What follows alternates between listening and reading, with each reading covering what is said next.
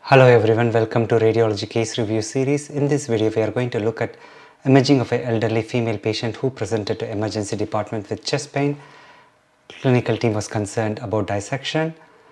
Let's look at the CT images. On the initial non-contrast phase, which was performed as part of the dissection protocol, you can clearly see medial displacement of intimal calcification, which is suggestive of a dissection flap. Also notice that there is mild hyperdensity along the walls of the pulmonary artery. And as you scroll down further, you can see small pericardial effusion. There is no pleural effusion. Let's look at the CT angiogram following intravenous contrast. On the CT angiogram images, as you scroll down, you can identify dissection flap in the aortic arch, which extends into the ascending thoracic aorta to the level of the aortic root, consistent with type A dissection. The dissection flap extends into the descending thoracic aorta. It also extends into the origin of great vessels, into the brachiocephalic artery, into the common carotid artery, into the left subclavian artery. And as I scroll down further, you can see the dissection flap extending into the abdominal aorta, the celiac arteries arising from the false lumen.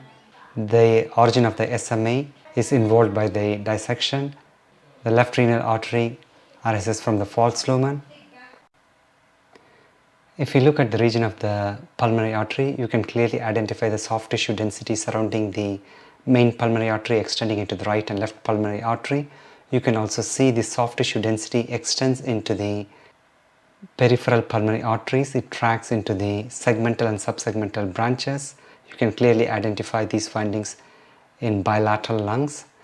So what's happening here? We clearly see patient has type A aortic dissection, but what is the reason for this soft tissue density surrounding the pulmonary artery? Does this represent additional pulmonary artery hematoma, or does this represent concurrent acute or chronic pulmonary embolism? So this is a very nice review article published in Radiographics recently, where they explain the CT imaging appearances in difficult aortic syndrome. A representative image from the article: in a patient with type A aortic dissection, you can see the soft tissue density surrounding the ascending thoracic aorta, consistent with type A dissection. Similar to what we saw in our patient, we can see soft tissue density surrounding the pulmonary artery. So essentially what is happening here, as explained in this artery, is that patient has pulmonary artery sheath hematoma. This is because there is a shared adventitia between the aorta and the pulmonary artery. So very rarely when the aortic dissection ruptures, it can dissect into the adventitia. So there is a shared sheath rupture, and this hematoma tracks along the pulmonary artery as we saw in our patient. This hematoma can track distally into the pulmonary artery branches, segmental and subsegmental branches, which can appear as thickening of the bronchovascular sheath. So this is a rather catchy title: Invasion of Shared Spaces, the Nightmare of Roommate. So as we saw in our patient, the aortic dissection can rupture into the adventitia. This can lead to acute compression of the pulmonary artery, which can lead to elevated pulmonary artery pressure with right heart failure. So as seen in our patient, we can identify hyperattenuating hematoma tracking along the pulmonary artery, and this hematoma can track into the lung parenchyma, causing alveolar or parenchymal hemorrhage.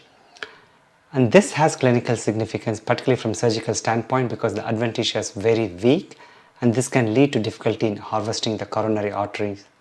So whenever we encounter this rather unusual finding, we have to warn the cardiothoracic surgeons so that they can anticipate difficulty at the time of surgery.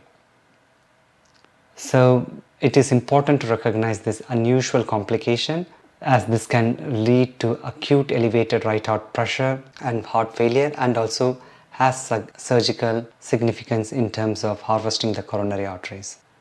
I hope you found this case to be informative. Thanks for your attention.